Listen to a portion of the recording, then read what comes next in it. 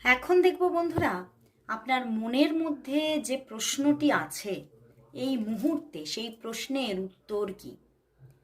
অবশ্যই মনের মধ্যে একটি প্রশ্ন তৈরি করে নিন এবং দেখে নিন আজ তার উত্তর কি। তার উত্তর কি? তার উত্তর কি? তার উত্তর কি? দেখে নিন তার উত্তর কি। তার উত্তর কি বন্ধুরা? একদম ইয়েস।